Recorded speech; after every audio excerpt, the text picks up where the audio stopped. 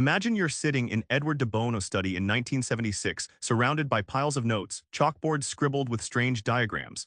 He's not talking about intelligence or genius, he's quietly challenging everything you thought about the brain. What if your mind isn't a supercomputer but a slow, clunky machine? Stick around, this flips how we see thinking itself. Let's peel back the myth. De Bono paints a shocking picture. The brain isn't a miraculous computer. Instead, it's slow and sloppy, but in exactly that flaw lies its magic. Back in the 70s at his London lab, de Bono ran experiments forcing people to solve problems with limited information. He noticed the brain's slow processing and odd errors weren't bugs, they were features, outcomes of a mechanical system stuck in memory's grooves, not instant calculations. Think of your brain as an old diesel engine. It doesn't rev up fast like a sports car's V8 and it's noisy and fumbling. But that slow chugging gives time for parts to settle, stabilize, and rearrange themselves. That's how brain processing happens, not lightning-fast computations, but a messy, mechanical adjustment. Here's the kicker, this mechanical sluggishness isn't failure. It lets the mind self-organize, like a tangled fishing net slowly untangling itself into a useful shape. Your brain's weakness is its secret strength, making creativity and insight sneak up quietly over time. Now we zoom into the heart of it all, memory. De Bono claims it's not storage, but a living, shape-shifting thing. Understanding this unlocks how thought emerges from chaos.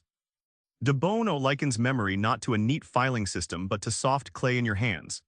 It's not just holding info, it's changing with every touch, every new experience, molding itself instead of just storing facts.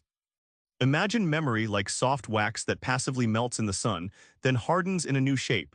Your brain doesn't actively tweak memory like a computer rewriting files.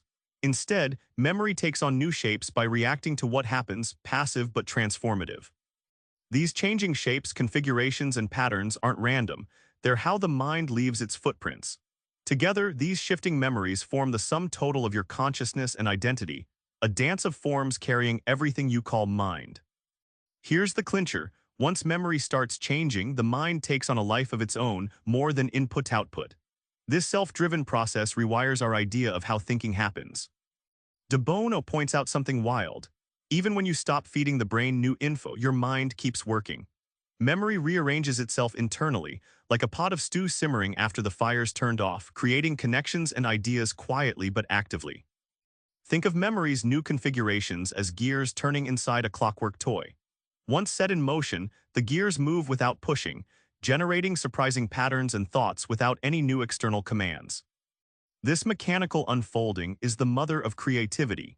It means that the brain's slow, passive memory shifts give rise to fresh insights, making the mind a self-perpetuating engine of innovation rather than a mere calculator of data.